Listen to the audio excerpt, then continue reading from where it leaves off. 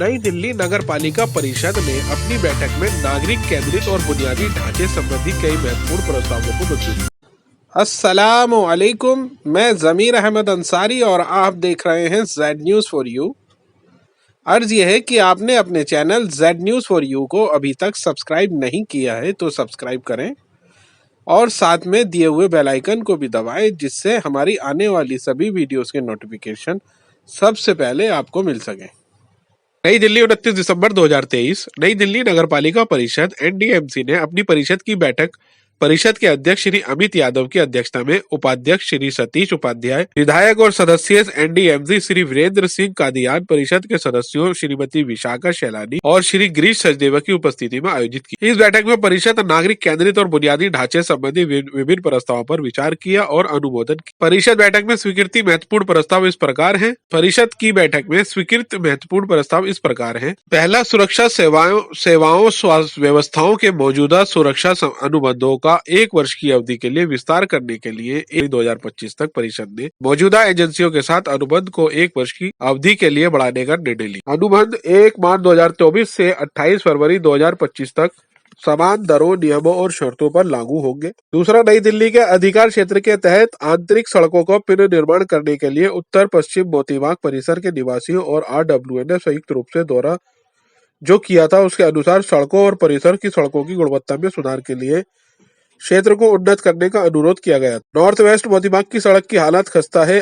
Third division के road history register RHR के अनुसार कॉलोनी की सड़क आखिरी बार वर्ष 2013 में बनाई गई थी। सड़क की सतह कई स्थानों पर उखड़ गई है, समय के साथ गड्ढे भी बन गए हैं। माननीय सदस्य ने क्षेत्र का दिनांक 7/6/2022 को निरीक्षण नोट जारी की। परिषद ने थर्ड डिवीजन क्षेत्र के अधिकार क्षेत्र के तहत आंतरिक सड़कों के पुनर्निर्माण के लिए 6,69,000 रुपए की प्रशासनिक स्वीकृति और व्यय मंजूरी का अनुमोदन किया। तीसरा, अग्रिम मासिक लाइसेंस शुल्क के आधार पर 39 पार्किंग स्थलों के आवंटन के लिए ई-निविदा RFP।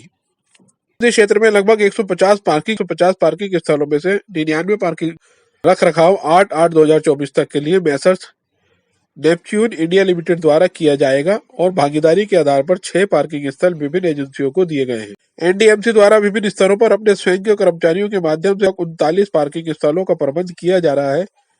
इनकी नीलामी 9 महीने की अवधि के अंदर की जानी है, जिसे आगे 3 महीने के लिए बढ़ाया जा सकता है, ताकि वहां कार्यरत NDMC स्टाफ की कार्यमुक्त कर उनकी सेवा का उपयोग उन जन कल्याण के मुद्दों का और अधिक तत्परता से निर्वहन करने के लिए अन्य स्थानों पर प्रतिनियुक्ति किया जाए। परिषद ने अग्रिम मासिक लाइसेंस शुल्क के आधार पर नई दिल्ली नगरपालिका परिषद NDMC के अधिकार क्षेत्र में आने वाले 39 पार्किंग स्थलों के आवंटन के लिए ई-निविदा RFP को मंजूरी देने का निर्णय लिया। चौथा, भूमिगत बुनियादी ढांचे और ओवरग्राउंड दूरसंचार बुनियादी ढांचे के लिए NDMC right of way ROW नीति।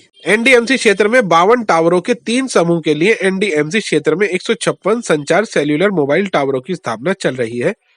प्रत्येक समूह में 52 टावरों के लिए रिलायंस जियो इन्फोकॉम लिमिटेड को ग्रुप A और C के लिए शुरुआत और समापन की निर्धारित तिथि 11/3/2019 से 10/3/2022 तक और ग्रुप B के लिए मैसर्स इंडिया टावर्स लिमिटेड 3 वर्ष की अवधि के लिए क्रमशः प्रारंभ और समापन की निर्धारित तिथि 23/3/2019 से 22/3/2022 तक था। ये उल्लेख करना उचित है कि वर्तमान में 156 cellular tower on wheel COW के मुकाबले बाधा स्थलों के कारण कुछ 148 COW अस्तित्व में है।